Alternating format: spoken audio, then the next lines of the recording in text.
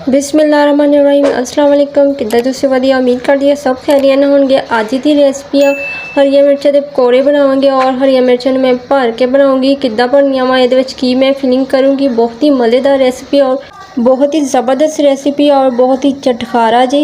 अच्छा हरिया मिर्चां ले लेनियां वा तुसीं वड्डियां लेनियां वा ताकि इहदी अच्छी फिलिंग होए और अच्छी तरह ये पकौड़े बनन। पहले तुसीं इनू कट लगा लेना वा, ठीक है ना। कट लगाने तो बाद सारियां तुसीं कट लगा लेना वा। अगर तुसीं इहदे बीज निकालने आ तो तुसीं निकाल सकदे। अगर तुसीं नहीं निकालना चाहते तो बिल्कुल इदां बनाना चाहते तो बेशक बना सकदे, अपनी चॉइस हुंदी आ। और बहुत ही मज़ेदार जिहड़ी इहदी रेसिपी ना, इहदे विच जिहड़ी फिलिंग आ ओहदी बहुत ही कमाल कर देना वा उन्हें और बहुत ही मज़ेदार रेसिपी होएगी है। हरा धनिया लिया वा, हरा धनिया दी मैं ना चटनी बना ली और इहदे विच मैं पा रही हूं नमक। 1 चम्मच मैं पाऊँगी सुक्का धनिया, नमक आपां ज़रूरत इस्तेमाल करांगे। इहदे विच मैं पाया वा 1/2 चम्मच जीरा और चटखारा या इहदे विच मज़ा लेके आने लिए ना और मैं पाऊँगी नींबू, ठीक है ना। नींबू मैं 2 ले लेने हैं और 2 लेमन मैं निचोड़ लेने हैं। इहदे विच बहुत ही मज़ेदार और बहुत ही चस्केदार जिहड़ी इहदे रेसिपी का स्वाद आएगा ना, उम्मीद करो इन्नी ज़्यादा भुख लग जानी है ना, बहुत ही मज़ेदार होनी है। जीरे का मैं पाउडर बना लिया सीगा, अच्छी तरह तुसी मिक्स कर लेना वा, ठीक है ना। और बहुत ही मज़ेदार जी रेसिपी होगी। अगर तुसी मेरे चैनल में सबसक्राइब नहीं किया तो जल्दी ना जाके सबसक्राइब कर दो और नाल ही बैल आइकन का बटन प्रेस कर दियो ताकि तुहानू हर आने वाली वीडियो मिल सके।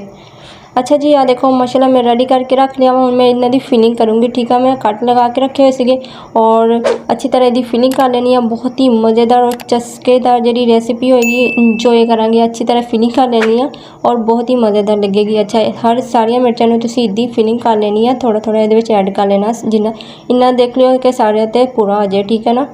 अच्छा इदा लगता जिदा ना नसवार नहीं मूँह ते पाते होंगे, नसवार भरते आ तो बिल्कुल इदा ही तुन तुन के ते तुसी भर देनियां मिर्चां ते और मेरे चैनल में सबसक्राइब करना ना भूलियो, नाल ही बैल आइकन का बटन प्रेस कर दियो ताकि तुहानू हर आने वाली वीडियो मिल सके। अच्छा इहदे विच जिहड़ा बेसन असीं तैयार करना वो बहुत ही ज़बरदस्त होना वा और बिल्कुल भी नहीं उतरेगा। अच्छी तरह देखो माशाल्लाह बहुत ही मज़ेदार चस्केदार रेडी हो चुकी है। हुण इहदा बेसन इहदे विच मैं जिद्दां ऐड करना वा ना, उहदे विच जो चीज़ां इस्तेमाल करूँगी वो मैं तुहानू शेयर कर दिंदी आ। इहदे विच मैं लिया अजवैन थोड़ी जी लई है, 2 चुटकियां होनियां अजवैन दियां इहदे विच और पा रही सुक्का धनिया। हसबे ज़रूरत नमक पाऊँगी इहदे विच और मैं थोड़ा जिहा कलर लिए इहदे विच पाऊँगी हल्दी ताकि बहुत ज़बरदस्त इहदा कलर आवे, हल्दी पाऊँगी। और बहुत ही मज़ेदार जिहड़ी इहदा रेसिपी होगी ना। बेसन नूं तुसीं इन्ना पतला नहीं करना, ठीक है ना। अगर बेसन पतला होगा तो मिर्चां नूं अच्छी तरह चिपकेगा नहीं। बेसन नूं तुसीं थोड़ा जिहा गारा रखना वा, कितना गारा रखना वा मैं तुहानू दिखा दूँगी। अच्छा थोड़ा जिहा पानी और ऐड करूँगी और अच्छी तरह मिक्स करने तो बाद बेसन नूं तुसीं बिल्कुल इस तरह का कर लेना वा और ना ही इन्ना पतला वा ना इन्ना गारा वा, ठीक है ना। बहुत ही ज़बरदस्त होएगा इदा। अच्छा इनू हुण कोटिंग जी लगानी है बेसन ते बहुत ही अच्छी तरह लग जाती है। मैं गिलास से पा दूँगी, ठीक है ना। गिलास से पा के इत्थे डिप करूँगी, बहुत ही मज़ेदार। इत्ते डिप होने तो बाद अच्छी तरह चिपक जाएगा बेसन। अगर बेसन असल है ना, यानी कि बेसन खालस आ तो बहुत ही ज़बरदस्त होएगा, विच 2 नंबरी भी आ जाती है बेसन ते। अच्छा देख लो बिल्कुल इस तरह तुसीं डिप करके और बहुत ही मज़ेदार तरीके ना इहदा अच्छी तरह कोटिंग हो जाती है बेसन की और बहुत ही मज़ेदार लगता वा। अच्छा जी आग नहीं ज़्यादा तेज़ नहीं रखनी, बिल्कुल स्लो आग रखनी है ताकि अच्छी तरह इनू सेक लगे। और बहुत ही मज़ेदार चस्केदार जी रेसिपी है ना वो मैं तुहानू शेयर कर दी है। उम्मीद है तुहानू ज़रूर पसंद आएगी। अच्छा इनू अच्छी तरह फ्राई करनी है ताकि इहदा अच्छी तरह फ्राई हो, जो चटखारा या पना है इहदे अंदर बहुत ही मज़ेदार हो, बहुत ज़बरदस्त लगेगा। उम्मीद है तुहानू मिर्चा के पकौड़े ज़रूर पसंद आएगी।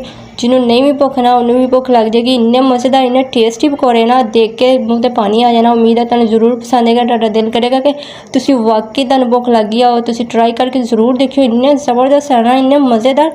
अच्छी तरह सेक लग चुकी है माशाल्लाह, बहुत ही ज़बरदस्त रेडी हो चुकी है। चलो जी बिस्मिल्लाह कर लेंदे आ। बिस्मिल्लाहिर्रहमानिर्रहीम, बिस्मिल्लाह दी बरकतां। माशाल्लाह बहुत ही ज़बरदस्त पकौड़े तो रेडी हो चुके हैं। माशाल्लाह इन्हां दी लुक बहुत ही ज़बरदस्त आई है, बहुत क्रिस्पी और बहुत ही मज़ेदार।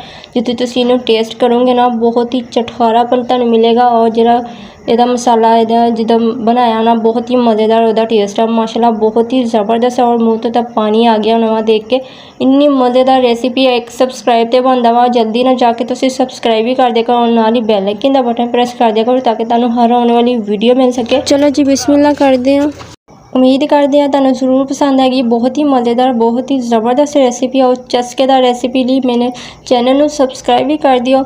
ਮੈਨੂੰ ਕਮੈਂਟ ਕਰਕੇ ਲਾਜ਼ਮੀ ਦੱਸਿਓ ਤੁਹਾਨੂੰ ਮੇਰੀ ਰੈਸਿਪੀ ਕਿੱਦਾਂ ਦੀ ਲੱਗੀ ਔਰ ਮੈਨੂੰ ਇੱਕ ਲਾਈਕ ਕਰਕੇ ਜ਼ਰੂਰ ਜਾਇਓ, ਲਾਈਕ ਵੀ ਕਰ ਦਿਆ ਕਰੋ। ਅਗਰ ਤੁਸੀਂ ਮੈਨੂੰ ਕਮੈਂਟ ਕਰਦੇ ਆ ਤਾਂ ਇੱਕ ਲਾਈਕ ਕਰਕੇ ਜ਼ਰੂਰ ਜਾਇਆ ਕਰੋ, ਮਿਹਰਬਾਨੀ ਹੋਗੀ ਤੁਹਾਡੀ।